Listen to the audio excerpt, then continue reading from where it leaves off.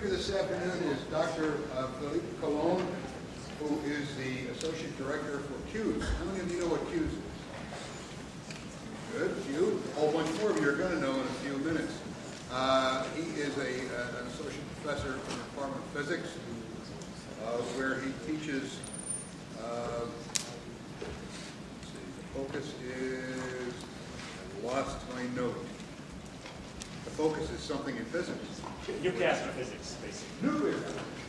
Far beyond my poor ability to comprehend very well, except he makes it intelligible to everyone. He does it so well that he has recently won the Father Joyce Award for Excellence in Undergraduate Teaching, which is a tremendous accolade. His degrees are from the University in Belgium, his PhD from Vienna, and he's been here since 2003. So let's give Dr. Collon a nice welcome.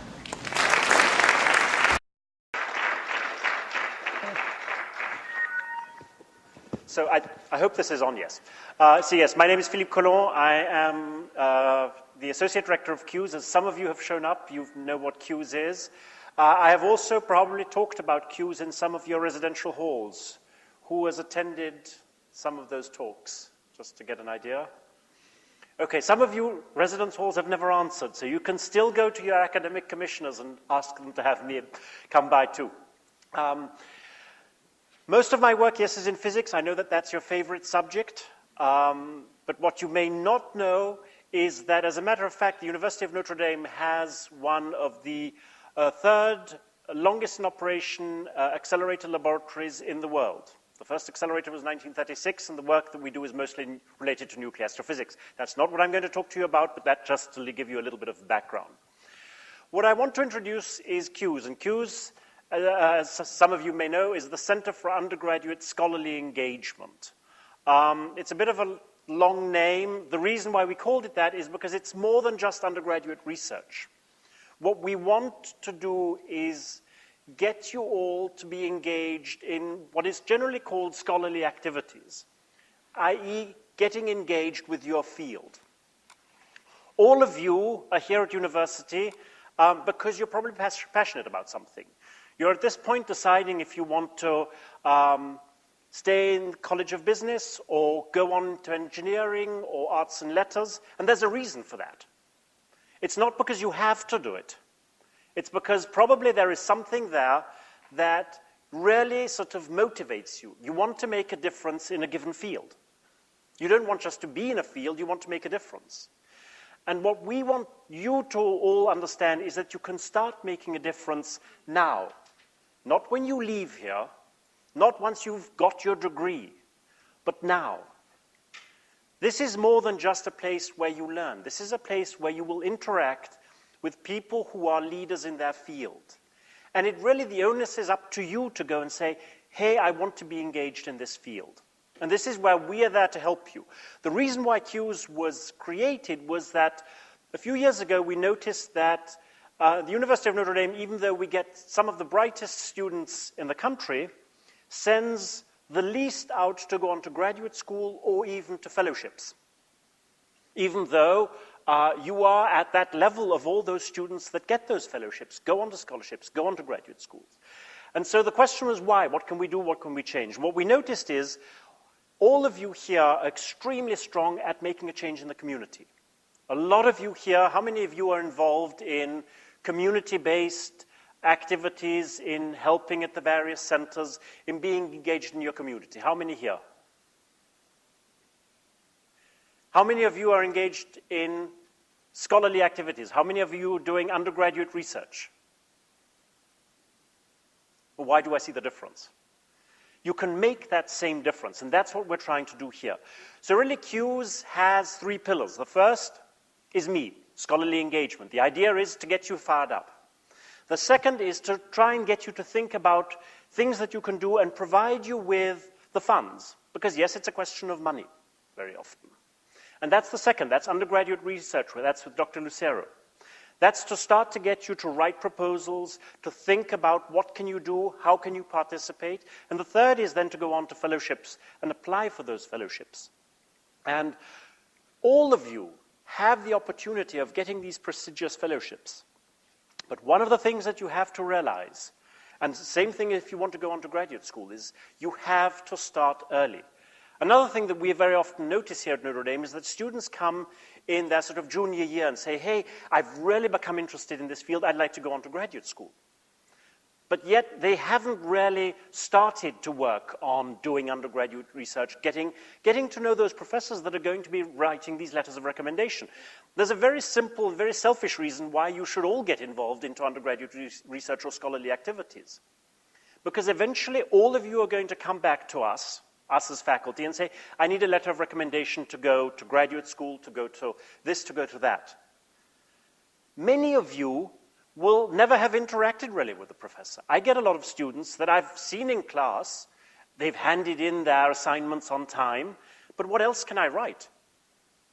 Whereas there are students with whom I've worked with on a daily basis, there are students that I've seen regularly, I know them. I can start writing those letters of recommendation. Now that's a perfectly selfish reason, but that is a perfectly valid reason to get involved too. The other reason is getting involved in scholarly activities. And scholarly activities can be undergraduate research, and I'll give you some examples. This is very vague at this point still. But can be also being engaged in starting discussion groups, in starting exhibitions, readings, being engaged with your field. Being engaged with your field also means really getting in contact with those people that are here that are teaching, i.e. the faculty members. Each and every one is a leader in his or her field. These are the people that you have direct access to. I know that sometimes professors seem a little bit remote. If you're going to be teaching a large class, and if this was filled with about 200 students, there's naturally a certain remoteness. But that doesn't mean that we're remote. All of us here are at a university because we want to teach. We don't want to only do research. We don't want to be in an ivory tower. We want to interact with each and every one of you. And that's why you will notice that if you go up to your professors, to your faculty members and say, hey, this is something that is really interested, you talked about this, I'd like to be engaged, you will find that all of them are really open to discussion, to trying to get you involved.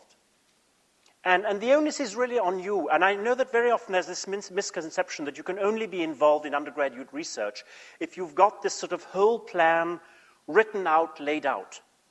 That you basically have to go up to someone and say, well, I'm extremely interested in nuclear reactions in the sun, and I'd be particularly interested in studying the O18 alpha-gamma reaction and its influence on. No. That's not what we expect. We're here to guide you. What we want from you is simply people who come up to say, hey, I've heard about this, or you're engaged in this, or I've read about your research, or I'm interested in this, how can I get engaged? And it's our job as faculty members, as members here at the university, to guide you through, to help you. It's our job at CUES to guide you through, to help you, to develop these research projects, to put you in contact with the various people. And it doesn't even have to be necessarily undergraduate research or a large project. It could be equally something like, hey, there just was a major earthquake in Japan. Problems with nuclear power stations. How many of you here have had an actual conversation on the safety of nuclear power stations or the new forms of energy? How many of you have read articles and have wondered what is the truth about it, or what, even without a discussion, how many of you have wondered about that? I see a lot more hands. Yet you're here at a place where you not only have the specialists in nuclear energy, you also have specialists in the economical aspect of it, you also have specialists on ecology, you have all these people that are more than willing to come and have a discussion, bring you their insight. And you have to realize that these things that are happening now are affecting you more than anything else. We're already all in our 40s and 50s, etc. You're the ones that are going to be inheriting the mess. You're the ones that are going to have to solve it. So the more you get involved now, and that can be from the point of view of business, that can be from the point of view of the arts and letters, how do you sell nuclear power, the point of energy, all of those are problems that you will have to deal with. So why not get engaged now? Why not go up to those people? I mean, you see all these people that are giving wise interviews on CNN, on Fox, or on any of the others. Many of them are people that are either part of this university or at other universities. These are the people that you walk past their offices on a daily basis. Make the most of it. And if you're not sure, come to us at CUES and I'll give you some information out there, because that is also being part of scholarly engagement. That's also how you get engaged with faculty members. And it doesn't necessarily have to be about that, but there are so many topics. How many of you have wondered about government shutdown and the making of a new budget? How many of you have engaged in discussions? All of you could. And again, there are faculty members, there are graduate students here, there are people who are involved, who are actually specialists in those fields, who can help you, guide you, have a discussion. This is where you can be involved. And this is what I sort of want to try and hammer in. This is not something that is abstract.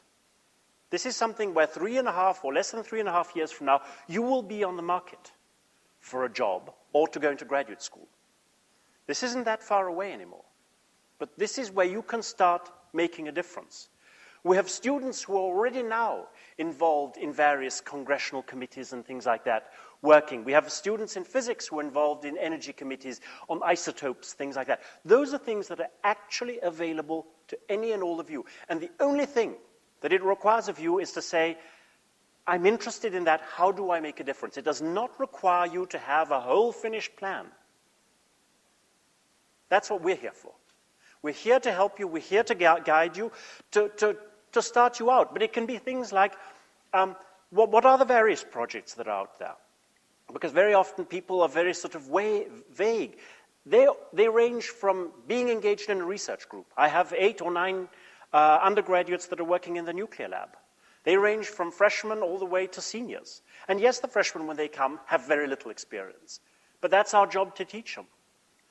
I also have students from Mendoza that are working, as a matter of fact, on studying the impact of what is called DUSEL. That's the Deep Underground Science and Engineering Lab. That's a new science and engineering lab that is being built currently in South Dakota, although with current budget situations, it's not looking as rosy as it did. But he's looking at the various aspects of what it means to bring a new national lab to a state like South Dakota that has no graduate schools. And how does Notre Dame affect that? So he's doing research that is related to physics, yet he has no physics background. I have students from engineering, from Mendoza and from FTT who are working on developing a movie for the DVT. Who of you know what the DVT is? Okay, so a lot of you have been to the Digital Visualization Theater, or the planetarium, as I prefer to call it. But this is a facility that was the first, basically, in the United States, if not in the world, to be able to project digital media onto a planetarium dome. Now, you can project stars, you can project whole movies. And the idea there is that they're developing a movie that shows what is happening, as a matter of fact, in the nuclear lab, how that is related, what we're doing in a basement, to what is actually happening in stars, those nuclear reactions that are powering the stars. And to make that for a general public. So this is a project where there are students from marketing, there are students from film and television, there are students from engineering, there are students from physics, working together to develop that. These are projects that you might not have thought of, but there are many, many projects out there that go across boundaries, that go across different departments, where you can be involved in. And again, you don't necessarily have to already have all the answers. But there are places where you can come. As I say, CUES is a sort of general clearinghouse. And we can give you as much help and we can lead you in the right direction, but also don't be afraid of going to talk to your various faculty members and saying, hey, you just talked about something that is really interesting. Can you guide us? Or, hey, we've got a discussion group about this or that. Do you know who could come and talk to us? Or would you be willing to talk? Those are those places where you start to be doing scholarly activities. I know it sounds sort of scholarly. It basically means being involved with your field in the same way as you can be involved with the community. You have that opportunity of starting to make that difference. And as I say, it has some practical consequences. By the time that you hit the market or go out there. You will have made those contacts. We have students that have worked as I say, in the nuclear lab, who by the time they're fourth year, they've made contact with international researchers, have opportunities to go and do PhDs outside of the United States, have created those contacts. Why? Because they were working there, because they were doing research there. But you can do the same thing. You can have that same contact with international libraries. You can have contact through your faculty to incredible repositories of knowledge, to various art collections. If you're going to go to a semester abroad, why not think about how to maximize that? Not only to go to a city or a place that has cool nightlife, because I know that that's one of the things that you're all going to look at, but why not at the same time, if you're involved in studying, let's say, 17th century paintings? Try and connect with faculty members that may have contacts and open up various libraries or repositories where you can perhaps work on some of these projects at the same time. Why not maximize that? I mean, you are in one of the top 20 universities in this country. You have incredible doors that are there. And the only thing, and that's really the sort of message is it just needs you to come to us or to any other faculty member saying, hey, I'm interested. And once in a while, you might not get the answer that you're waiting for. Once in a while, you might get a, well, I don't have the time now, or, I think I have nothing available. Go and knock at the next door. Come to us at Q's. We will make those connections, we will help you, we will guide you. Now, I've talked quite a bit. Do you have any questions?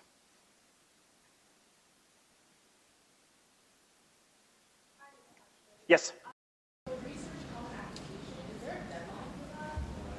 It depends for what it is. If you are submitting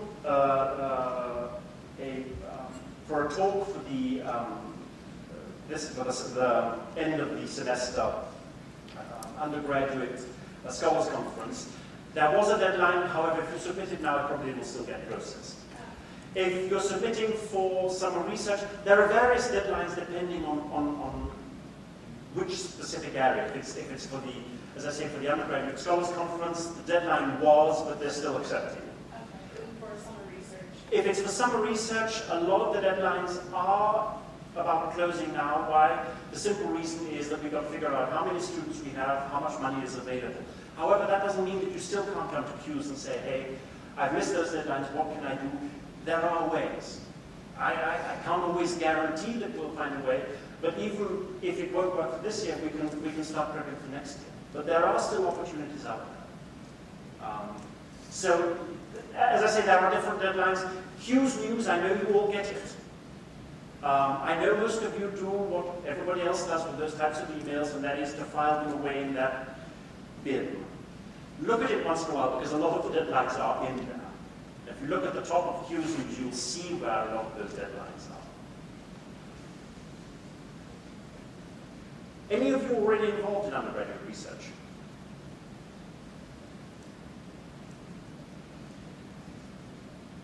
Nobody? How many of you are thinking about it? Okay, so take the bull by the horn and don't wait.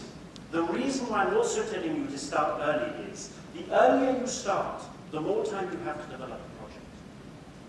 If you start now, true, there's only about a good month left, but at least you can start getting those contacts. You can probably talk to various people and start using this summer to start reading up on projects. That means that you can start hitting the ground a little bit faster next semester. The earlier you start, even though you won't have developed all the tools that you need for it, the more you can be ready. And by the time you sort of hit junior year, you really will have a background. You will know the layout of the lab or the studio or whatever field it is that you're involved in. And you will be able to make a difference. I mean, we have had students who have started as freshmen, learned, and by the time that they left here, they had several publications in reviewed journals. Students that have given conferences, that have given talks at international conferences. That's not something out of the ordinary. I mean, one of my students, Steve Kurtz, who's engineering physics, came to me the first year I was here. He basically had a job flipping burgers over the summer. He said, did I have anything? And it just so happened that he lived lives right next to our National Lab, and I had a project there to develop a detector, and I was looking for someone. And so I said, well, why not? And people at Argonne National Lab were sort of a little bit, well, he's a freshman, will it work out? After 5 weeks of him being there, they were already saying that he's fantastic and he can come anytime. After 2.5 years, they were ready to hire him. Now, he's finishing his PhD in engineering. I didn't manage to totally convert him to physics. But he has publications, and all of it because he simply came and said, hey, I want to do something. That's how it can start. And the earlier you start, the more you will get out of it. That's the important thing. And that's why I'm saying, I saw about half of you thinking about doing it, and I hope that it's more. The earlier you start, the more. And you have to also realize that if you start getting involved in a field, it's not going to be immediately you're going to be in the lab, you're going to be these discoveries, or you're going to be, you have to learn the tools of the trade.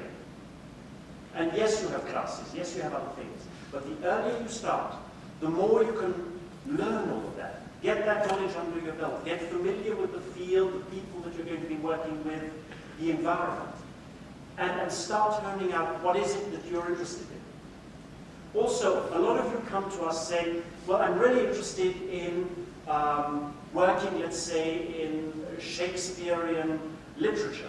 What is out there?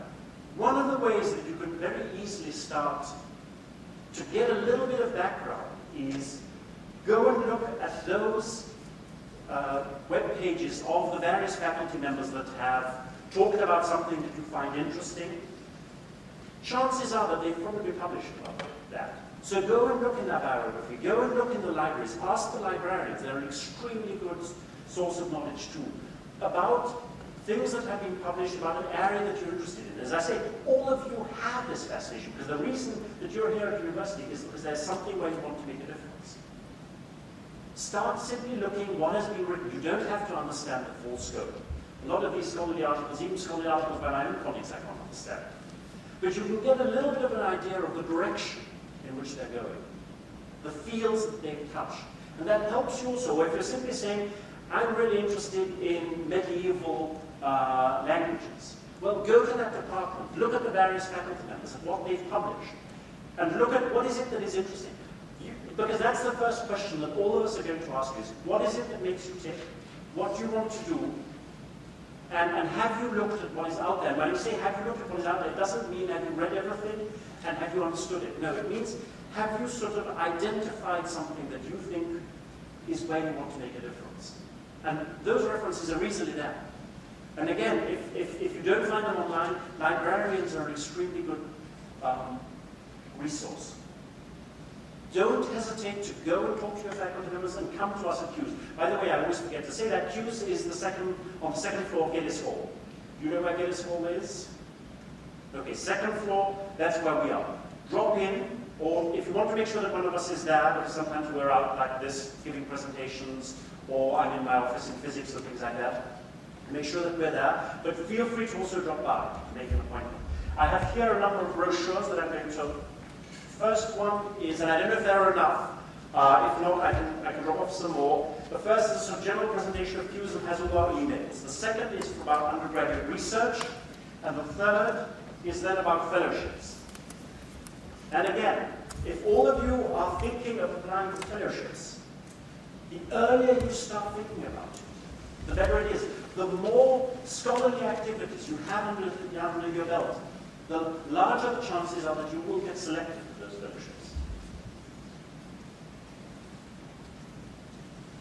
Any other questions? As I say, I saw, yes? Does this only have to do with summer research, or is it throughout the year? Throughout the year. So it's both throughout the year and summer. So summer, what we very often encourage is for all of you to go somewhere else. Not that we don't want to go in, but that's an extremely good opportunity of going to see another place, another lab, another studio, of getting some information. But it is also about getting things done during the semester. So we strongly encourage you. We all know that you have a lot of other things you can do during the semester. But most of us are extremely flexible at the times. And so it's about summer, and it's about during the semester. The thing about summer, especially if you're thinking of going somewhere else, there are deadlines. But again, these are the places where we can help you. You can come to us, we can help you, we can show you what is available, help you to write. CUES organizes a whole number of proposal writing workshops, how to write a proposal. We also have CV writing. All of those things are things that we offer. And so that helps you to develop, to get out there. And again, as you work during the semester, if you work with faculty members, if you engage faculty members in various activities, and it can be just to organize discussions in your various residence halls and things like that. Like the GOM debate. Most of you have probably heard about the GOM debate that is going to be discussed. This is organized by students. That is part of scholarly engagement. It is engaging your community in discussions. Doing those things will allow you to interact with those people that will also ultimately help you to get those positions. So yes, it's during the semester, it's the summer, there are many different opportunities. Make the most of all. They're really there for taking. Any other questions? I tend to ramble on, so stop me. Okay, thank you very much, Dr. Collon.